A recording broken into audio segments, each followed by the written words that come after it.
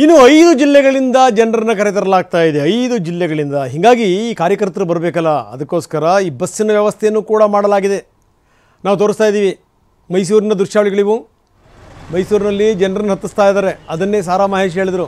ಅಂಗನವಾಡಿಯಿಂದ ಹಿಡಿದು ನೀವು ಪ್ರತಿಯೊಬ್ಬರನ್ನೂ ಬಿಟ್ಟಿಲ್ಲ, ಎಲ್ಲರನ್ನೂ ಕರ್ಕೊಂಬರ್ತಾ ಇದ್ದೀರಿ ಅಂತ. ಮಹಿಳೆಯರು ಗೊತ್ತಿದೆ ಅವರಿಗೆ, ಯಾಕಂದರೆ ಮಹಿಳೆಯರಿಗೇ ಯೋಜನೆಗಳಿವೆ. ಈ ಫ್ರೀ ಬಸ್ ಭಾಗ್ಯ ಆಗಿರ್ಬೋದು, ಜೊತೆಗೇನು ಅಂತಂದರೆ ಈ ಪ್ರತಿ ತಿಂಗಳು ಮಾಸಿಕ 2,000 ರೂಪಾಯಿ ಬರುವಂಥದ್ದು. ಸೊ ಇದೆಲ್ಲದೂ ಕೂಡ ಮಹಿಳೆಯರನ್ನ ದೃಷ್ಟಿಯಲ್ಲಿ ಇಟ್ಕೊಂಡೇ ಮಾಡಿರೋದು.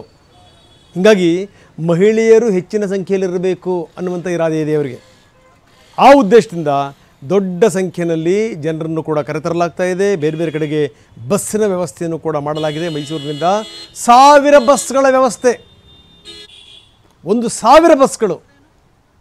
ಲೆಕ್ಕ ಹಾಕೊಳ್ಳಿ, ಅವು ಬಂದು ಎಲ್ಲಿಂದ ಬರಬೇಕು, ಏನು ಎತ್ತ, ಎಲ್ಲೆಲ್ಲಿಂದ ಕರ್ಕೊಂಬರ್ಬೇಕು, ಯಾವ ಜಿಲ್ಲೆಯಿಂದ ಕರ್ಕೊಂಬರ್ಬೇಕು. ಇದು ಮೈಸೂರಿನಿಂದ ಯಾವ ರೀತಿ ವ್ಯವಸ್ಥೆ ಆಗಿದೆ ಅದನ್ನು ನಾವು ತೋರಿಸ್ತಾ ಇದ್ದೀವಿ ದೃಶ್ಯಗಳಲ್ಲಿ. ಇನ್ನೊಂದು ಕಡೆಗೆ ಸಮಾವೇಶಕ್ಕೆ ಕ್ಷಣಗಣನೆ ಶುರುವಾಗಿದೆ. ಯಾವ ರೀತಿ ಈ ಕಟೌಟ್ಗಳನ್ನು ನಿಲ್ಲಿಸಿದ್ದಾರೆ ಅದನ್ನು ಕೂಡ ನಾವು ನೋಡ್ತಾ ಇದ್ದೀವಿ.